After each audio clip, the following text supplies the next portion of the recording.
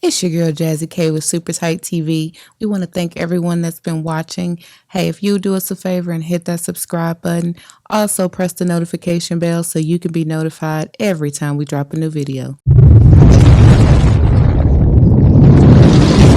You're not tuned into something super tight. Puffin' something sticky, nigga, arrow through the light. Need to hear something real just to get me through the night. I'm looking for them jackets cause I know they looking shy. Know I'ma get some game tuned in with super tight, yeah. I get it all up from Big Bobo, from the front seat, not no photos. Already, baby. What it do is your big dog Bobo Luciano. Want to thank y'all again for tuning in to Super Tight TV. We back, up your back, going smack, smack, smack, like we always do. Hope it feel good to you because it feel good to me. You know what I'm talking about? I got my sexy ass, gorgeous, beautiful wife. It's your girl Jazzy K. In the building. Today I got a real super tight guest, man. Yes. Say I got one of my family members called me and say, I got this young bull that's a hit producer. I'm helping manage him. He affiliated with my man, Young Gator, man. Yeah. We're going to call him Kitchen Ken from here on out. You know what I'm talking about? Yeah. Shout out to Kitchen Ken. Yeah, man, I got this dude, man. This dude really, really don't need no introduction, but I'm going to put him in your face. Aray on the track. Hey. Appreciate that, man. That's how we do it.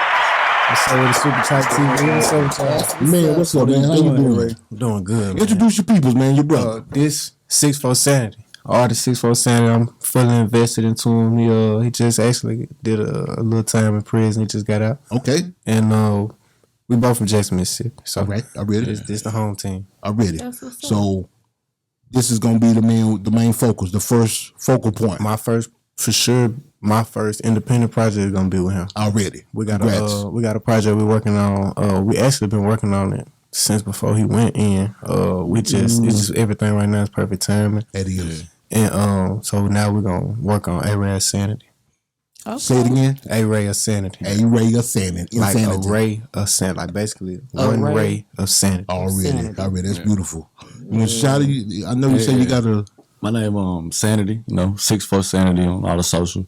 But yeah, it's definitely I'm just blessed to be a part of what my little brother got going on. Yeah. I've been watching him for a long time, from before I did my big, I was gone 6 years, and we've been doing it with like 4-5 years before I left. Like Yeah. So he was like 16 when he started, so Yeah. Oh, it's just I'm glad to see him getting his flowers, I'm glad to see him, and just glad to know he's when I come home now, it's like, hey, let's go, so it's just a blessing. We got motion. And that's the crazy thing about it. This the first artist I ever worked with, ever. Oh, wow. Ever had a song in the club, song on the radio, song. Like, me and my brother was doing it in our hometown. Already. And I was in school. And, he was in school. I had him in the strip club when I was 16, 17. Yeah, he had me in the strip club at 16 years old. What's the age difference? I just turned 29. I'm Okay. 25. Already. Okay. Yeah. 4 years. No, yeah, you out there. Yeah, bring on up. See you bringing a freshman. Come on over, man. But I was having him. He was in my crib all the time too, like on the desktop, making beats. I record all the time. I challenge him all the time. Like, Yes. That's my little brother, but I learn from him as well. So that's beautiful, man. So you're a rap artist? Yeah, I'm an artist. Okay, what's your style? What you? I can do it all. Honestly, he put more faith in me to just be able to do everything. But like from just freestyling to like lyrical to like passion to like deep to street. I come from like my background is best of both worlds, kind of. I done seen ups and downs. I kind of grew up more so privileged, but I chose the streets and got with each other, came with it. See, when he introduced himself to me, he's a kid. His pops was an NBA player. So he said he grew up in that, I ain't gonna say silver spoon, but cause I grew up in Jackson now. I grew up in Jackson, Mississippi. My father is who he is, but I grew up with my mom. Oh, got you. Okay. I spent time with him. Thank you for give me straight, nigga. Give me straight. You background check me. Yeah. Who I am is just real, and I love my brother, man. And this man the beast though. When it comes to rapping, man. Like it's no such thing as a certain style. Like if I put something in front of him, he gonna attack it. Already. So when should we be looking for this project to drop? When we looking, we got a single actually dropping this weekend. That's a part of the project. Just kind of giving everybody a start of the sound, letting them know what we putting together. But I say I really can't project the time, but I will say it's coming this year. I'm ready. So that single's gonna drop this weekend? Yes. Okay. It's dropping this weekend. It's called Fall Back. Fall back. Already, Fall man. back 6-4 Saturday right on the track, man. All right, that's what's up. I appreciate you coming through, brother. Appreciate I know you say you had to run. Yeah, man. You know, I'm always We're gonna make sure you safe. Listen, I know. If I come back, I will. But this was about, man. Like, if he wasn't here, I wouldn't be able to be a part of y'all. So this was about. I appreciate y'all for allowing me to be a part of it. Absolutely. Well, after the single drop and y'all get ready to keep that motion going, back. you gotta come back. back. We gotta promote. We gotta promote. We got You to know do what I'm talking it. about? Yeah. Yeah, so tell us what school you went to in Jackson, Mississippi. Okay. This the thing. I used to get messed with about this a lot. See, in my hometown, I come from the south side of Jackson, but I didn't go to school there. I'm a foster child. So from the day I was born in foster care. But I was born in Canton, Mississippi. Okay. And from there I was awarded a state, but I was sent all the way to Georgia as a baby.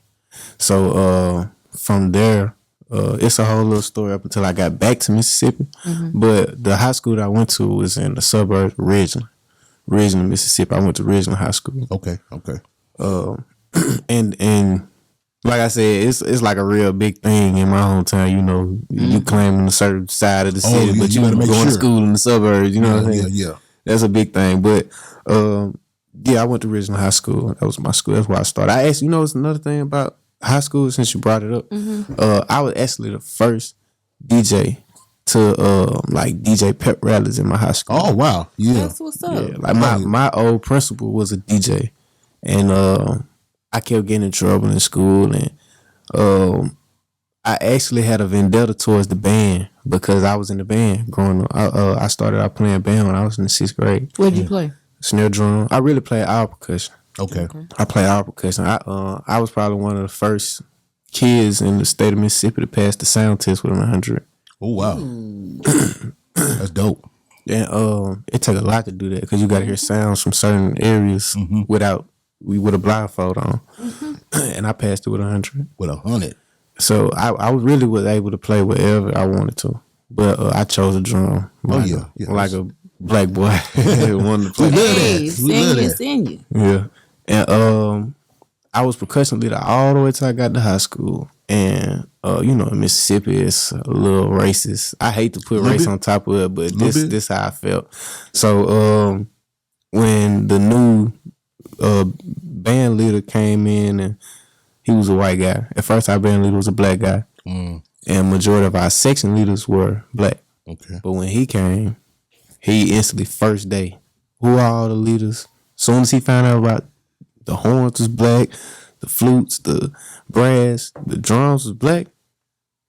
Redoing Different the whole band, different sound. So did you isn't it like a competition to earn that first chair and all that? It is. You have to learn notes. You have to recite notes while playing in front of a group of other band leaders from the state. Yeah. To have that position. But from there I felt like I had overworked myself just to be in the band. I was like they had took my position just like that. And I worked so hard. That's actually when I started making music. Like when I started taking it serious. And I was in school. So you said you grew up in foster care. Did you reconnect with your parents at all, or you just? I've had a time like on up until I was 9. I honestly didn't really realize I was in foster care. Oh wow. So like I'm going in and out of these places. I'm thinking it's regular just life. thought that's how- I'm thinking it's So regular. you had life. more than one foster family. Well, he said from Being awarded the state. It's kind of like you're on an assignment when you getting switched from house to house. Okay. Instead of you just being a regular orphan and having to be sent to one home. If I did anything, if I had a complaint or anything, I guess I was a special case. They would move me instantly. The older I got, I started to realize then it got me in a lot more trouble. but as a child though, I didn't realize I was in foster care until I got about 9, and I'm just like, okay, I see kids, they calling these older people in front of them mom and dad. So I'm like, who was my mama? Who was my dad? You know? And mind you, I had a social worker the whole time I've been in foster care. And me and him so close. I'm not knowing he my social worker. I'm just thinking this dude that's working with me. Yeah. Going switching schools with me. He'll make sure I get my school stuff. Like I'm just thinking this is what he's supposed to do. You think this is how life is supposed to be? Yeah. And when I turned 10, I found I had a little sister. And that's when they started explaining to me about the foster care stuff because she was in foster care too. Oh, wow. They separated y'all. I was born first. So when I was born, my sister wasn't here at all. Got you. And right after, she was born 10 months after me, literally. You know, it's kind of weird to me that, you know, adults would do stuff like this, but, you know, they live life just like we do. I'm an adult now, so I kind of understand a little bit more stuff. Anything can happen. Yeah. So when my sister was born, she found out about me. So she was crying to the sister. My sister way smarter than me. So she knew she was in foster care. She knew this wasn't her people. She knew. Wow. So when she found out that me and her was in the same state, she cried to them until they let me come stay at her at the home she was in, which was actually an all girls home. That was like the first time Georgia ever let a boy stay in a girl's home. But like I said, by the time I turned 10, I started to realize that the moving thing was kind of on me. And if you act out, you move. Yeah, so it was a situation where as a child, you know, coming into teenage years, you starting to feel stuff, see stuff, not like stuff. Yeah. And I started to smell myself, and it's just like I didn't want to be in certain places. Like I was just dealing with certain abuses and certain stuff like that. Even my sister. And you know, in the foster care system. Yeah. Oh, I hear that. In the foster care system, like on some serious stuff, like it's some real dark stuff going on in the foster care system. Like for me, I'm just saying because this gonna happen a lot. Come on. But let's go therapy. But as a child, I was molested. Like from the age of 7 to 10. You know, in different homes. That's I hear that a lot. That's terrible, man. Yeah. But you know, like I said, once I found my sister, it kind of made me feel like I had to become somebody. Like, so did you tell anyone? Did they? No, it was crazy. Like I ain't gonna lie, I never ever really got open about this. I'm 25 now, so I never really got open about this type of stuff until like last year. So like now when I meet people and I have conversations, I'm not afraid to talk about it no more. Yeah. It did like that. Yeah, it does because you know sometimes people, especially a child, you know, you go through. I'm thinking it's my fault. They threatened me. Yeah, you know, the embarrassment. You know, so you have to, you know, growing up, thinking things about yourself and all types of stuff. But the way my life is going right now, it's kind of like I feel like it was supposed to happen. Yeah, well, it God does things, you know, but He doesn't do nothing like that. But he builds strong soldiers, so He know what it takes to build a strong soldier. He will test you. He will test you. So the music. Go ahead. I'm sorry, baby. You into the music. You into the band. You say the band wasn't because a wood came in and turned tables around. Down, so you say, okay, I'm gonna do my own music. Right. Was it hip hop at first? Yeah, I started making beats when I was in foster care at 9. Okay. Like I found a computer at 9. When what's crazy is the home that I moved in with my sister, I could never leave out the room because it was an all girls home. Yeah. So the only time I could leave out was to go to school and to really go back into my room after I came from school because I couldn't be out when the girls was out. So what was the point in them putting you with your sister? So I could be with my sister. But was she she was able to come into my room, but I couldn't come out. Okay, gotcha. Okay. So did that feel like in prison a little bit? Well, or was you just happy to be around your sister? When I started to get into trouble in school, it started to because I wanted to leave. I wanted to get out, but at the same time, like I kind of understood the rules before I came. Already. So around all these girls, you get to that age where you might want to touch a girl, right? You can't have you around. But that would get the person that's running the home in trouble. Oh, yeah. I really wasn't even supposed to be there. I feel you on that. And I'm gonna give her a shout out. Shout out to Miss Vivian Boston. That's the only woman that's never touched me. Shout out, Miss. Wow. Yeah. You said the only woman. So of all your years in foster care? You said from a baby on, so back as far as you can remember. How many times you think? As in, like me being in the system. Like moving around. Oh, I started off in Georgia. My first time moving was from Georgia to Arizona. That was from 10 to 11. Then from 11 to 12, I moved to Big Springs, Texas. And then from 12 to 13, I moved to Chicago. Then I moved to Memphis. And then I ended up meeting one of my real family members in Memphis. This is kind of like the story of how I ended up getting back to Mississippi. Okay. I ended up finding a real family member in Memphis, and they took me in. They got me out of the How'd system. they find you? They recognized my daddy face in me. Wow. Yeah, when I was going to a museum trip, my cousin, he walked up to me and was like, "Oh, you OT, son?" And I remember from the paperwork when I finally realized that I was in foster care, my daddy had been in jail a lot of times, so I always seen his name, Ontario Smith. My name is Alexander Smith. So like when he said OT, Ontario, so I put that together. Like, oh yeah, I'm OT, son. He was like, "Man, you look just like your daddy. Where your daddy at?" And he didn't know. He didn't know about the foster He didn't know nothing. So I gave him the rundown. He couldn't believe it. He really couldn't believe it. And then, the story that he was telling me about my daddy, I couldn't believe it because I've never met this man. Was he telling you wild stories, good stories? Great stuff. Wow. He was telling me my dad liked music, and that's really kind of what really drew me towards it a little bit more. Like he was like, your daddy, we want to do music and this, that, the other. And like I said, I found the computer in foster care at 9 years old. Living in our girls' home, they had a computer in that room that the foster home maiden lady was keeping, and she never used it. And for some reason, I don't know if she had it from an ex or something like that, or an ex-boyfriend or something that was making music, but it had FL Studio on there. Wow. And when I found it, I opened it and I heard that beat. They got a demo beat that come on there in the beginning. When I heard it, I fell in love with it. Like, I didn't want to get off the program. I stayed in the room. You taught yourself? Yeah. Yeah. That's badass. Yeah. That's that genius shit.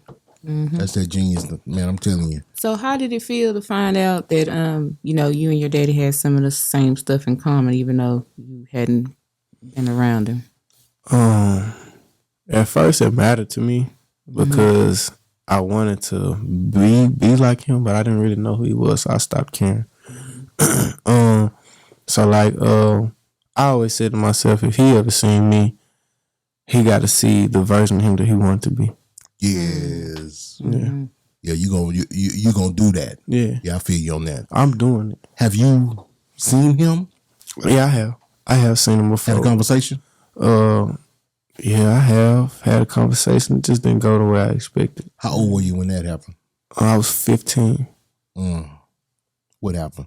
What happened was, he had a real bad history of like abusing people and stuff like that. And at the time when I was really just getting a chance to meet him, he was doing what he needed to do in a way. Like he'll come and see me and we talk, and but it just, if it didn't even feel like he was really trying. And he kind of taught me how to be a little bit more stronger with the sacrificing time from your kids, because at the same time, like I said, me being an adult, I had to understand what he was going through. Yeah. He was trying to get himself together, and he didn't have that.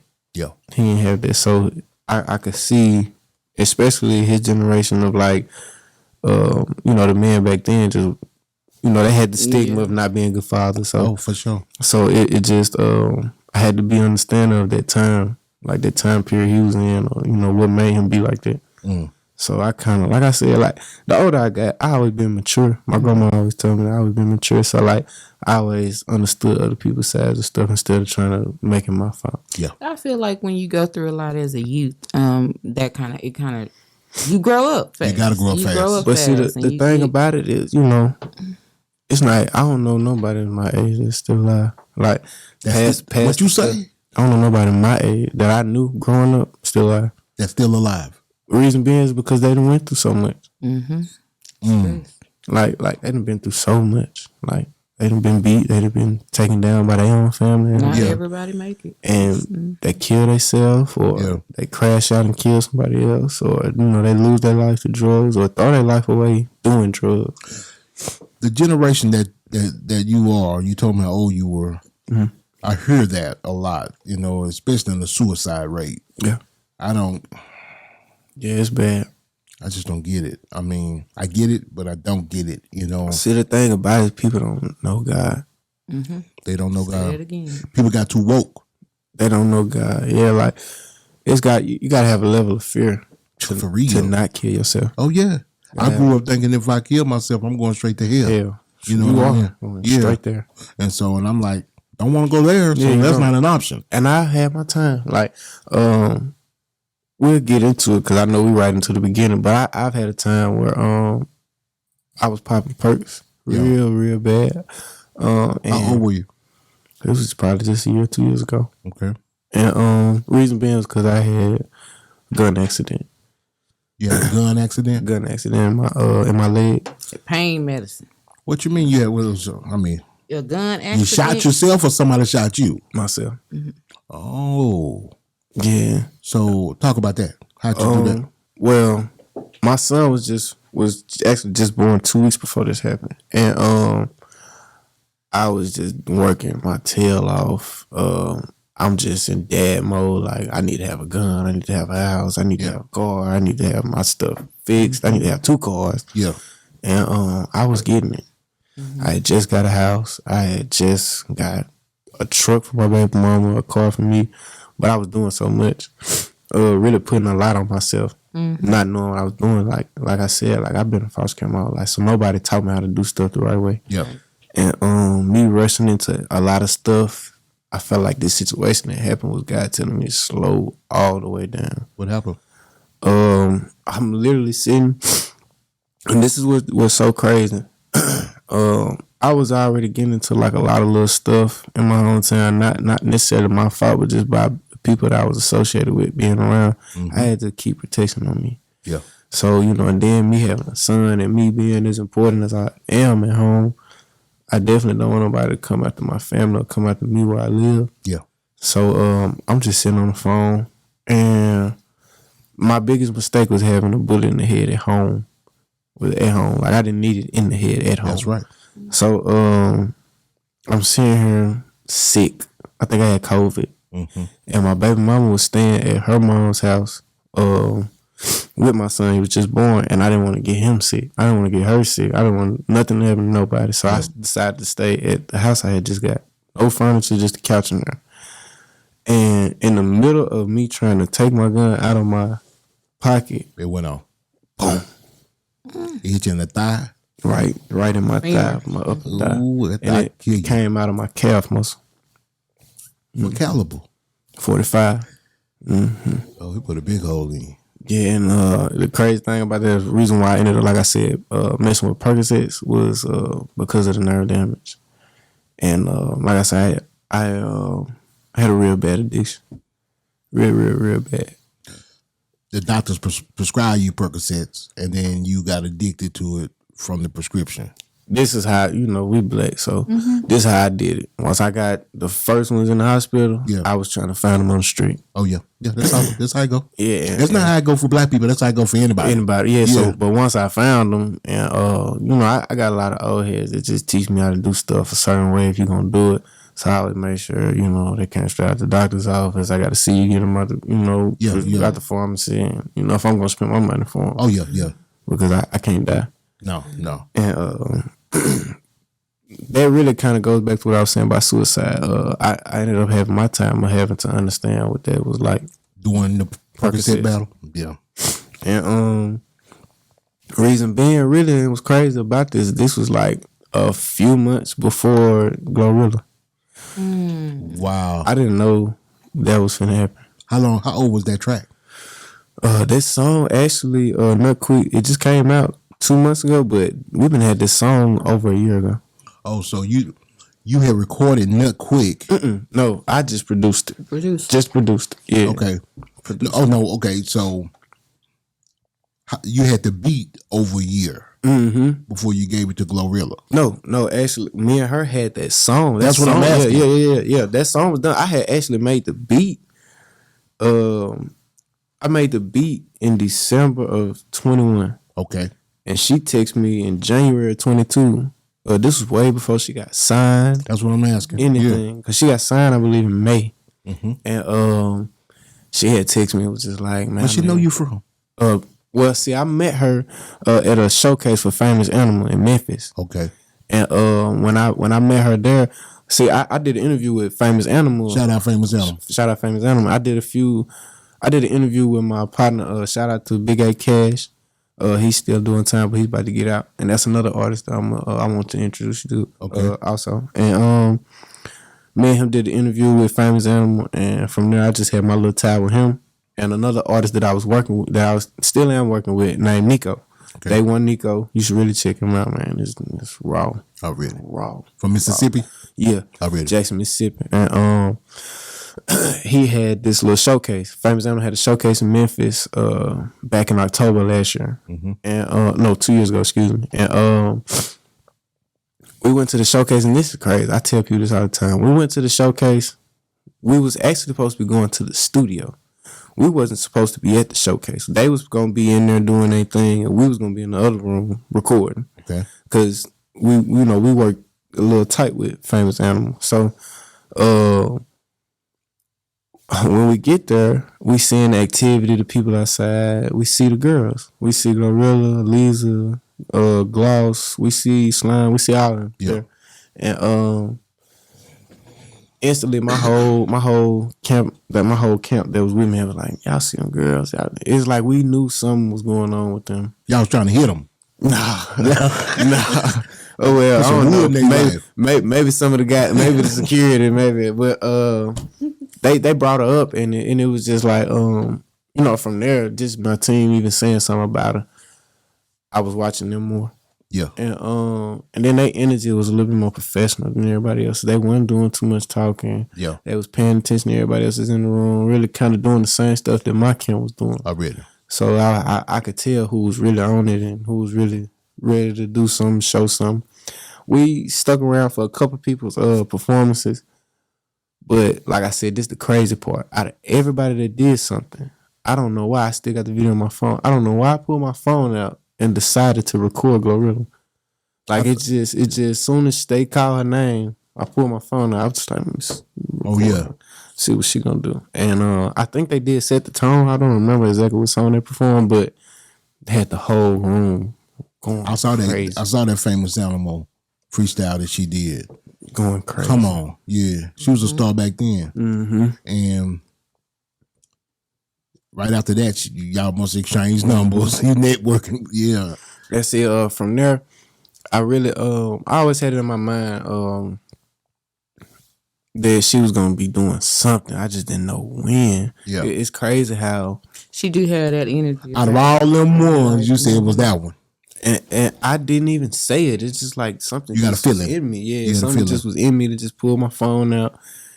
At the moment, Famous Animal said, we got Glorilla coming up. Come on up. And when they did their performance, it was like, man, this energy is crazy. The music they got. And then I heard the tag Hit Kid was at the beginning. I was like, oh, they got a song with Hit Kid. I was like, okay, cool. And while we on the way back to Jackson, the entire ride, they talking about her. They done followed her, found her Instagram. Yeah. So I'm like, okay, let me go follow her. Let me see what she doing. Then I go look at her page and listen to her music. She hard. Yeah. Hard before F and F. Hard. She hard. I'm like, man, this girl going hard. And she known. Like she known in her hometown. She known in Mississippi. She known. So I was like, man, let me get involved. And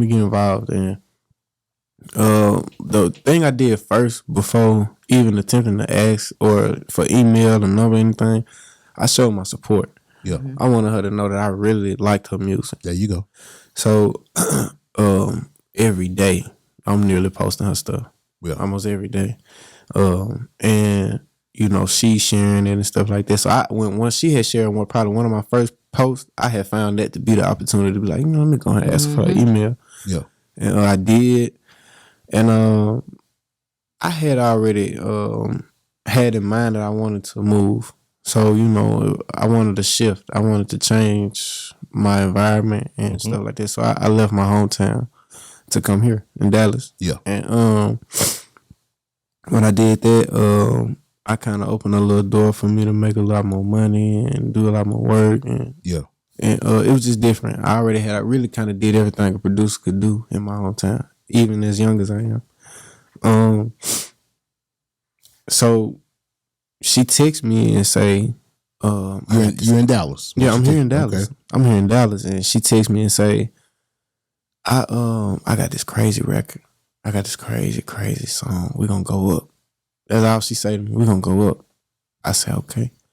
And I tell her how much I appreciate it. You know, that's one thing I'm big on. I'm a real humble dude. Sometimes I feel like I'm too humble. No. But Beto told me it's no such thing. No such thing, baby. So it's just my personality. And it was just like, for a while, like I said, I'm going all the way back to the suicide conversation we were having. During that summer, this past summer, it was on my mind, but I wasn't banking on it. Like, you know, as a producer, that's a thing. Producers have this all the time. You know, placements exist, but they might not get dropped. That's right. They might not get dropped. And, you know, mind you, this is like, she had just got signed. She had FNL. She had Tomorrow. I'm like, man, she going crazy, but where is the song? You know what I'm saying? Yeah. And I'm like, she not going to drop it. She not going to drop it. God is not going to let her drop it. She not going to drop it. And I'm going through stuff. I ended up actually going back to my hometown. Started getting into like some real stupid situations, and it was just bringing my energy down, you know. And I just wasn't in the place that I was, that I wanted to be financially, you know, physically, home wise, stability. Like, I kind of lost everything after my shooting situation. Yeah. So, mind you, I hadn't worked a real job since that situation either. 2 years ago, I lost my last job. I was working for FedEx Drive, and from there, I was forced to be in the studio every day. I couldn't walk. I couldn't get up. I couldn't do nothing. Yeah, and bills had to be paid, and my son had to be taken care of. So I forced myself to stay in the studio, and it was probably the best thing that's ever happened. Yeah, keep you out the streets for sure. Yeah, and in the middle of, like I said, in the middle of that process with all this crazy stuff going on, and me thinking about that song I dropped, and I just wanted some type of change to happen. And I was just so low. My engineer was working at my studio. Shout out to Second Nature. My engineer was working in my studio. I'm sitting here popping the pills back to back on the phone, just doing it. I take one, probably 10 minutes later, take another. Wow. 10 minutes later, take another. Not really feeling it. I'm so on them. Yeah. And I probably got up to probably like nine of them. And by the time I couldn't feel my hand, I couldn't pick my phone up no more. The person I was on the phone with hung up the phone with me. But my engineer was still in the room mixing. And I passed out. Normally, if I'm on Percocets, he'll be like, "Hey, Aray, I'm finna ready to bounce, bro. You need to get up and lock the door." But I couldn't get up. I couldn't move. And he just got, like, I don't know, God was in him, because he could have left me still there. Probably could have locked the door. I couldn't do nothing. And some just told him not to leave. He got in his car, sat in there for about 5 minutes, and some just told him not to leave me. And I woke up in the psych ward the next day. Wow. In Texas or Mississippi? In Mississippi. In Mississippi. And you know what's crazy? When I was in the hospital in Jackson, the nurses and the doctors knew who I was. Like, they listened to the artists that I was working with in my hometown, because they was their neighbors. Yeah, yeah. So they're like, you make music for Vegas, you make music for Nico, you make music for Backdoor Sam. Yeah. And I'm like, yeah. They like, what the hell are you doing in here? And then, you know, I kind of get on my background. I kind of let them know what I got going on. And the nurses and the doctors, it was like all of them just came in the room to come speak to me. And every single one of them knew who I was. They knew who I was from working with the artists that they know. Some of these people who went to school with these artists. These artists are older than me. And I made a name for myself in my hometown, being on the radio as many times as I have. I probably was the first producer to ever bring the North, South, and the West Side together. Oh yeah. Yeah, You know, that was a big thing. That's a real big thing. For any city. Jackson, It Mississippi. is. For any city to have a bunch It's of real sides, segregated like that for gangster shit. just, yeah, on some gangster shit. Yeah. Like, you know, I don't even like to say it like this out loud, but you know, it's some South Side niggas that don't fuck with North Side niggas. Yeah. And some West Side niggas don't fuck. It's stuff going on. Mm-hmm. So it's any city, you know what I'm saying? But to see 3 of the top guys that people look at in their side of the town come together, it kind of forced everybody to come together a little bit. Now I heard you say you used to have to carry your gun for protection. Did you ever have to anybody no drama around? Cause You know, and this another thing, you know, I ain't gonna lie, I really don't want my son to do rap music. You know. But like me having a love for it and stuff like that, I put myself in a lot of risky places, you know. With risky people. I looked at the situation like Zaytoven. You know, Zaytoven was like the hood doctor. You know, he pulled up to your trap house to record and make the beat. So that's what I was doing. Yeah. You don't want to come to the studio? Cool, come to your trap house. You want to serve? You want to cook your bricks and all? You want to do everything? You want to serve your weed? All right, cool. Well, let's record. You gonna pay me by the hour? Yeah. So that's what I was doing, and you know, I ended up becoming so big with just going the hardest at doing it. Like nobody was doing it. I'm 24 hours. Yeah. In the studio and at your house. So I'm never stopping working. And on top of that, these beats coming out 3 minutes a piece, 4 minutes a piece. Damn. That's what's up. I'm making them. Yeah. And I got my whole city on them. It ain't nowhere you can go without hearing my name. So, I'm sorry. No, you go ahead. What you do? No, I'm good. Well, for what I was saying, but just as far as being in danger, dealing with certain artists, they got their own stuff going on. So yeah, I had to use my gun a couple times to protect myself with them. You have to pull it out or pow. Yeah, and All that. it's some situations. It's some, like, honestly, to be honest, like God really be with us. Oh yeah. God really be with us, because it be some situations I really be wondering, like, how did we get out of that?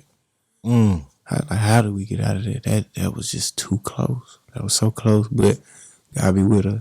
Give me one of the wildest. A house shooting. I was in a house shooting with it was an artist. They had like a little beef. I'm not gonna say their name. No. They had a beef with some guys in another city, and I actually had just rolled back in town to come see my son. And I just was doing my rounds, just going around, seeing all the orders, making sure I tap in, do some networking, you know, get some work in while I'm home. Yeah. And when I make it up there, I'm not really knowing everything that's going on. Of course, I'm hearing stuff, but I'm not hearing everything that's going on. And when I get there, it just already looked like something was going on. You felt it, huh? Like, yeah, I was like, everybody got their guns out, and you know, they like, man, hey, Ray, boy, you almost got killed, man. You better say something. You come up here, but that's all the time, though. So I'm thinking they joking, you know. It's like, oh, y'all boy crazy, man. It's just me. Chill out, you know what I'm saying? So when I get in the house, first thing I hear is, don't nobody need to be in here, rappers and producers. So I'm like, man, what's going on? And I start playing beats, and nobody said nothing to me yet. Yeah. They know there's something going on, but they, you know, and I understand they really trying to see what I'm doing here. You know, a shooting just happened prior to you coming. You know, what you here for? You know, but I didn't know that. Oh wow. I didn't know that. I didn't know a shooting had just happened right there before In the house. In the house. They were, of course, outside, but Yeah. they At that shooting property. in the house. They shooting in the house. Oh, damn. So when a couple of guys come back in that was involved in the shooting, they was checking on some other guys at the next door house. They came back in and they started talking about it. So I'm listening, but you know, me, I'm at first I was young-minded to the point where, you know, I'm not worried about that shit. I'm not scared of that shit. I ain't that shit going on. Fuck, I'm gonna get this out the way. And I believe in God so much, it's crazy. I be feeling like wherever I'm at, can't nothing happen. You covered. Yeah, so I'm sitting there and I'm playing beats, and the next thing I hear is boom, boom, boom, boom, boom, boom, boom, boom, and everybody in the house moving around. everybody grabbing guns, shooting back, but hell, they don't know what they're shooting at. You know what I'm saying? Yeah. Then, So was the gunshot coming from outside? Yeah, and then what's crazy is we at the end of the street. So like, it's a train track right here where we at right here, and the street going out to the train track. So it's basically we corner. Like, Yeah. it's another street going this way in front of the train tracks, and that's where these guys were coming from. So this them, this us. So imagine, and like I said, this is a crazy situation. It's like 15 of these guys Shooting. and they on foot. Oh, they out there. Yeah, they trying to get us. Yeah, they were trying to get us. So, I'm seeing this with my own two eyes. Like, I'm looking at these guys walking towards us with these guns.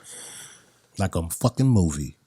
And this shit was crazy. But, the shoot back was real. Some other stuff that happened. I don't want to say too much. No. But, we made it out of there. Yeah, I see you. Thank God, bro. Yeah, and from there I just started to be aware of what I was doing. It wasn't nobody else's fault but mine. For being there and being too real. Yeah, and that I ain't scared. I'll come. Yeah, right. Yeah, and I'm not afraid to say I'm not no street dude. I ain't in the streets. I don't believe in selling drugs. I always believe in going the route of my dream. And that's the hard work. People don't know how to do the hard work. I feel like everything that I see my people that's so stigmatized they're doing, that's the easy stuff. That's the easy route. That's the easy stuff. Say that again. So, fast money. And it's not that fast. That's what's crazy. It's like just as fast as you can get it, it'll be gone. Yeah. Gone. And then, the thing that's so dumb to me now is people think that just because they can do it again is right. Oh, yeah. Yeah, I feel you. Know what I'm saying? And, when you could have really just did the right thing first by your life, but do the right thing by you, by treating yourself like a human and not like a savage. Trying to go to jail, trying to be the biggest gangster, I ain't never trying to be none of that stuff. Yeah. I want to be Aray. Yeah, I want to be Aray. I want to be the producer. Yeah. I want my son Platinum. I want my Platinum son. plaques. I want my son to look at me and be like, I ain't got to be in the street. I can do what my daddy did. I can go chase my dream. Mm-hmm. Put him in private school, make him a squirrel. Okay. Yeah, that's what we did. So you said after you had the incident with the Percocets and you woke up in a psych, is that what helped you get off of them? No. Honestly, it really just helped me realize that people looked at me, looked up to me in a way.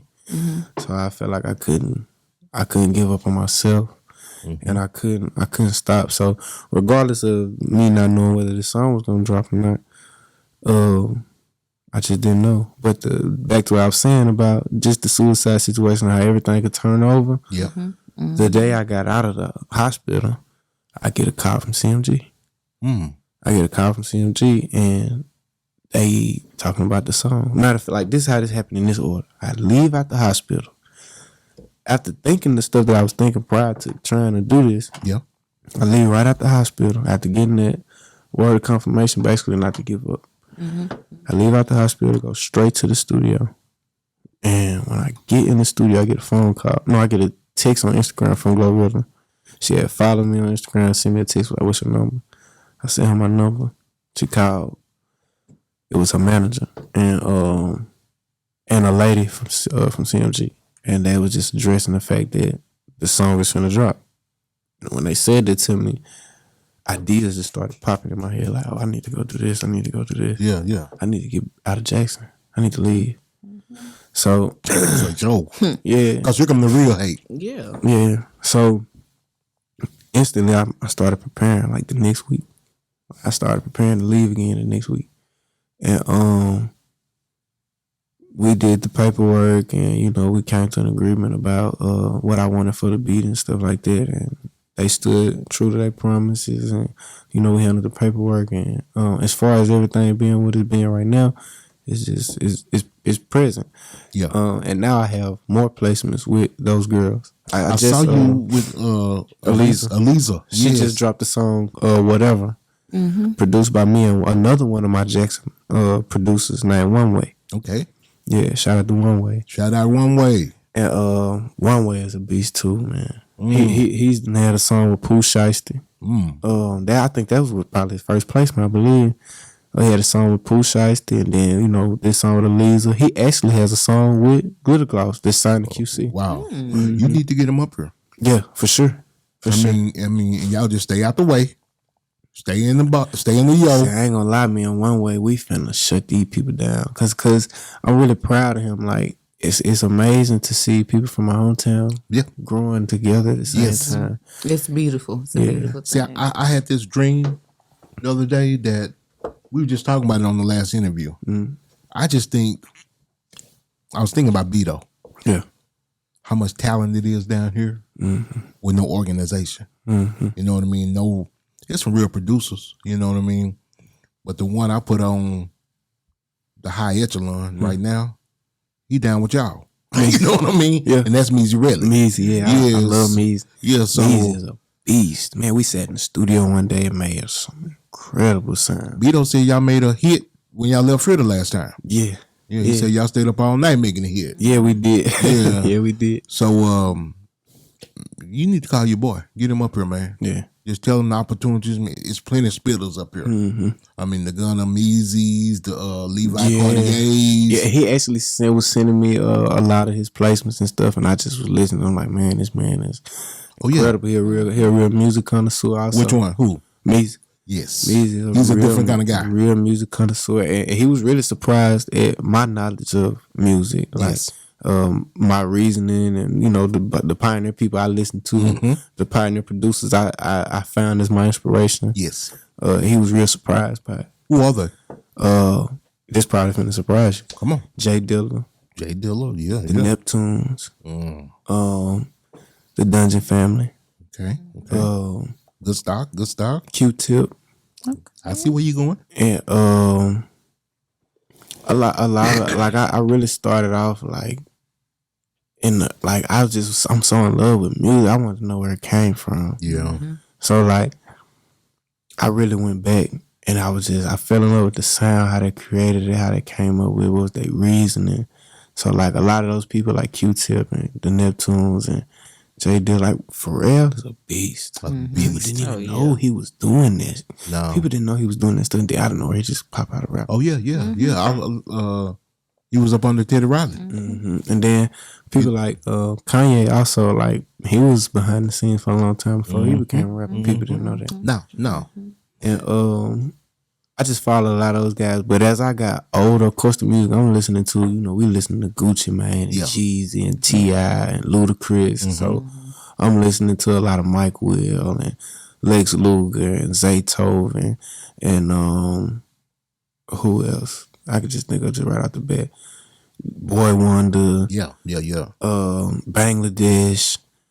Like, I was just hooked to all of them. And they crafted like my sound today. Southside, Sizzle, 808 Mafia. Ooh, yeah. Southside. I'm a real huge fan of Southside. Southside jamming, bro. Southside is a monster. He jamming. I like him. I like his personality. I like his cockiness. I That love nigga cocky as hell. I love it. Like, I ain't gonna lie, like, if you honestly watch me in the studio in action, you'll probably think I was him. Already. So what's your creative process? You coming up with I heard that dude say he kick out 2-3 minutes. Are you kicking him out like that? I got that from him. Watching Southside, when I was growing up, I used to be like, man, what make these dudes so special? And the only thing I kept hearing them bring up was cooking up fast. Yeah. That was like, it's cool to make them beats sound good, but if you can do it fast, you special. You are special. So when I heard that and I saw this man live make a beat in 5 minutes. In front of you or on YouTube? On YouTube. Yeah, I saw and that this too. was crazy. I'm in school. I watched this video all day, every day. Yep. Like, every class, I'm watching this video over and over and over. People are getting tired of me listening. I got the beats on in class. They hear this beat loud as hell. And I'm listening to it over and over and over again. But from there, I had to learn how was he doing this. And it's tactics they got for you to speed your process up. Yeah. But you got to learn them and follow them. Exactly. And it's really just a shortcut thing. That's really what it was. He was a real surgeon of that program. It wasn't even about the sound and stuff like that. He really knew the stuff he was working on. So I think people like y'all who do that, who can do that, y'all already have that song in your head. Exactly. And you've already mastered the machine. The process, yeah. Yeah, so it's just putting it out there. I've met 2 people in my life that can do that. That guy there Yeah. and Quentin Black. Quentin Black. You'll sit down. Have you met Quentin Black yet? Oh, my God. He hard. Oh, yes. Incredibly. From like your age and sitting down. What you want? With the rough ass head. What you want? Put something together. Yeah. I mean, he grew up in church playing the organ and that type of stuff, man. So he got soul. And he still got it. Yeah. Shout out Quinn Black. Shout out Quentin Black. I'm always give him his props, man. Yeah. Him and Steve Below, excuse me. Yeah. Okay. Yeah, that's somebody else you need to meet, man. Okay. But Definitely. how did it feel the first time you either heard it on the radio or saw that video the next week? Really, like, it's so crazy. Really, like, it was really energy before it even came out. Yeah.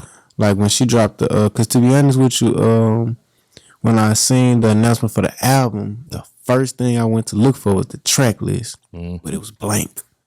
So that made me, that blew my blood pressure up. Oh, yeah. I'm like, man, is this song on here? And then the debut song was mine. Soon as she posted probably like 3 days later, because I'm steady complaining, like, man, she ain't gonna drop it. She ain't gonna drop it. 3 days later, everybody from my hometown, you know, the song on it, because I was already lighting my city up, gassing them up.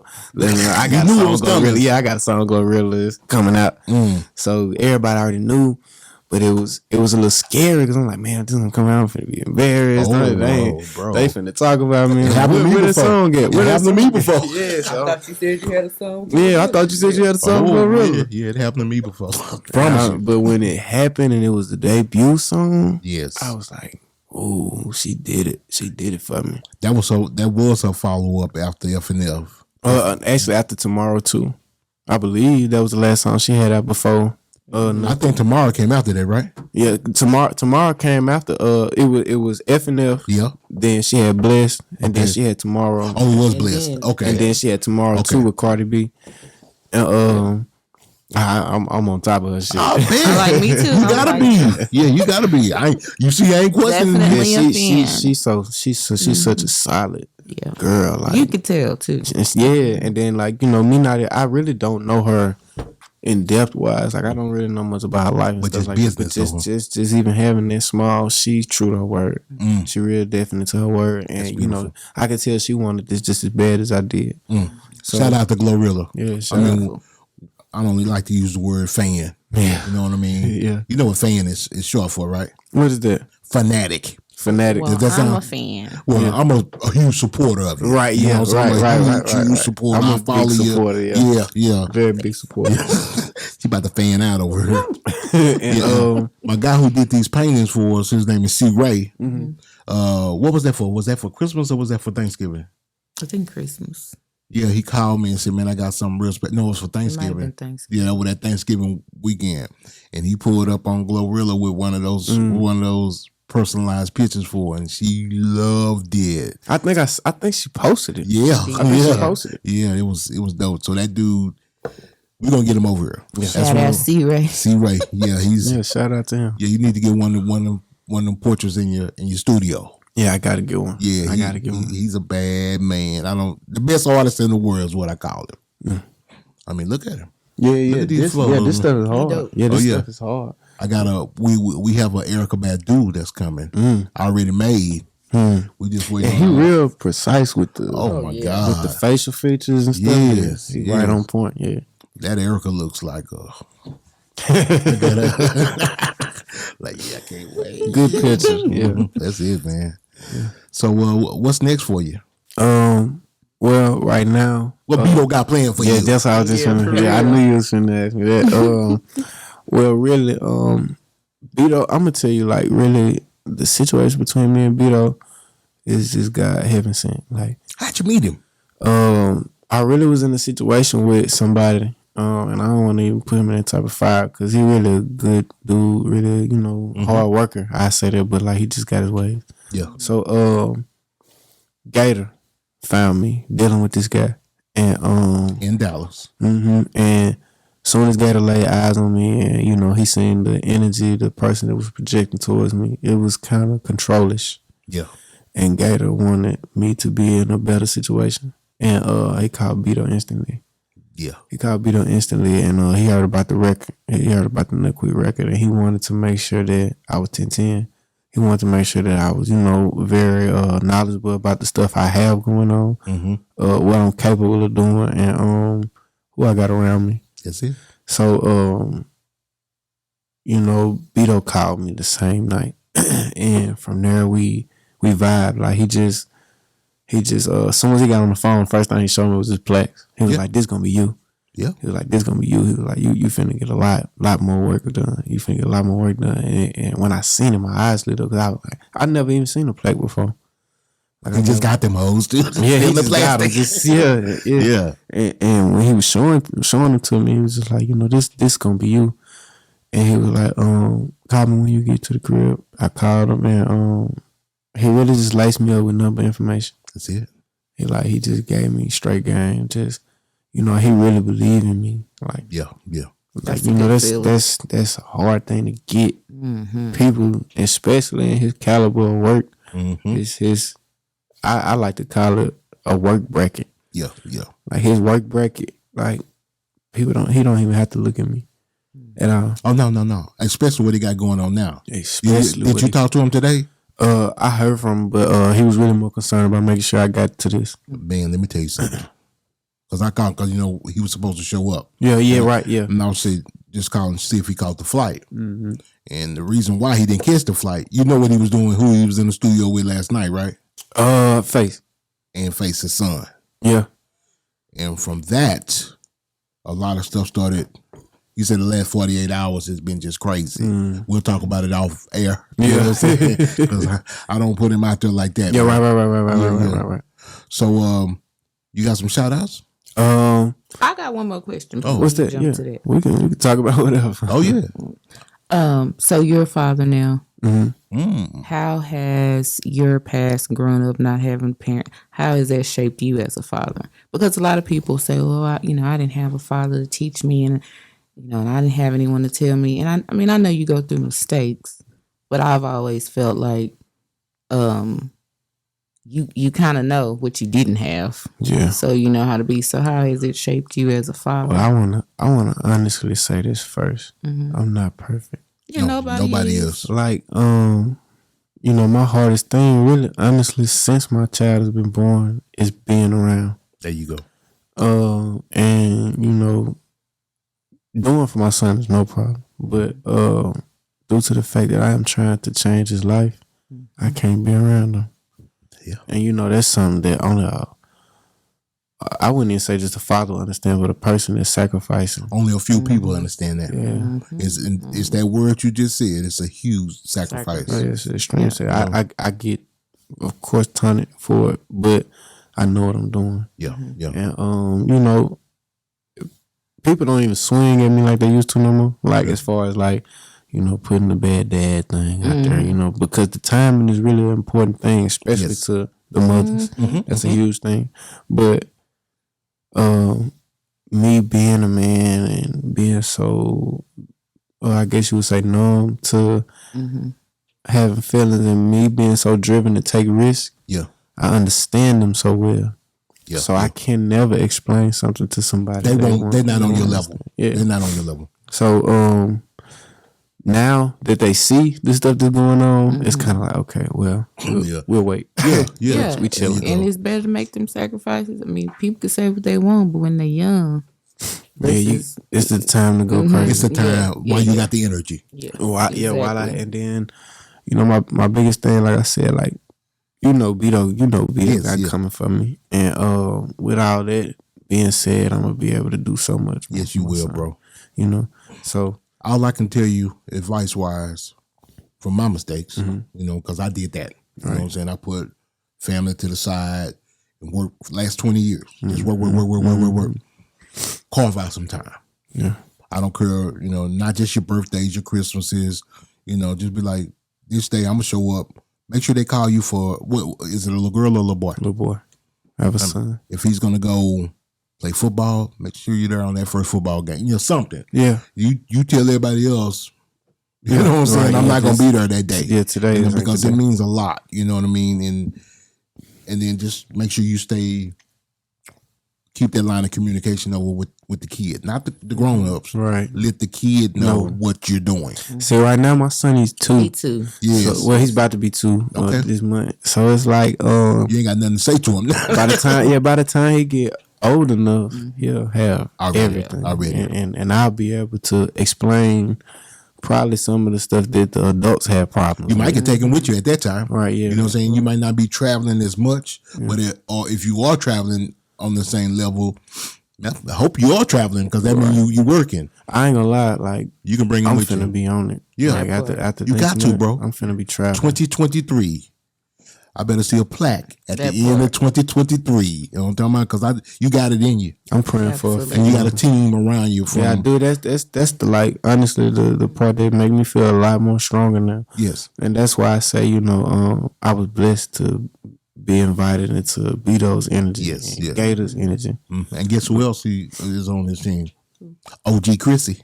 Yeah. Shout out to OG Chris. Chrissy. Shout out OG Chrissy, the homegirl. Yeah, She dope. Yeah. She work hard. true hustler. She work hard. I don't know too many women that hustle as much as she does. You know what I'm saying? I So- really And she like. genuine and just good Yeah, she energy is. too. Oh yeah, yeah. And she and when it come down to her job, she know what's best. Like she. Well, gonna she do went to it. school for it. Yeah. She went to school for it. So some people are PR just to be saying they PR. Right. And They learned it from someone. She actually got a degree in it. I like the way she put it all together. I like the way she packaged it up. I like the way she go hard at it. I like the way she go hard at it. She's a beast with it. And I'm saying she the best PR in Dallas right now. Yeah. I really. I'm gonna agree with that. You got him because I'm about to. You got some shout outs? I want to give a shout out to my son, Mm-hmm. Alexander Jr., and I want to give a shout out to Day One Nico, probably one of the hottest artists in my city. Already? Backdoor Sam, D.O.N.O. Vegas, Boss B, Lil D-Lo, K3 Pressure, GMEJ. It's so many talented artists. Young Pava, I actually got a project I'm working on with him also. You think they're going to be seeing this? Yeah. Yeah. Mississippi, tap in, baby. Oh, trust me. Already. Jackson finna turn it. They finna Already. tap in. Hey, We love it, man. We I need like them the subscribers. dance y'all got. Yeah. Who, baby? What you call it? They got a lot of jigging, Juking. juking. What you know about that, baby? Don't worry about what I know. Oh, It's outside the table. Oh, my bad. Stay on the side of the panhandle. That's really kind of cool that you know about that because a lot of people don't know. A lot of people That's a don't know. Mississippi dance. Well, juking is a Memphis dance, Yeah. but jigging is a Mississippi, Louisiana dance. Okay. Y'all got a Mardi Gras down there too, don't you? In Louisiana. We don't. No. Well, we do have our own Mardi I'm Gras. about to say, I heard. It's I believe it's in. I can't remember where. I know Alabama does. Yeah, they do too. Yes. At the Civic Center, they have one at the Civic Center. I love that Mardi Gras at the Civic Center. So, before we leave, tell everybody how you want them to reach you. All of my social handle is Aray on the track. ARAYONTHETRACK. Instagram, Facebook, Twitter, Clubhouse, wherever you need to find me. Yeah. I also run a studio, so people that's looking for studio time and any of that, I'm working. I want to work with everybody. Producers, you can hit me up. Let's cook up. Let's make some music. The man say he can kick him out in 2-3 minutes, That's what's man. up. 2-3 minutes. He learned. He's mastered that Yeah. already, man. And damn, I was going to ask you something else. Oh, are you rapping too? Yeah, I am. That's what Beto said. Yeah, Beto. He kind of waking me up. He waking me up on it. I really been rapping for a while. I just I got a whole different type of sound. I really like. I would call it. I'm a Scorpio, so I would call it love music. I guess. Yeah. I like making stuff that For the women. There you go. yeah. Tell you fuck around, be bigger than Drake.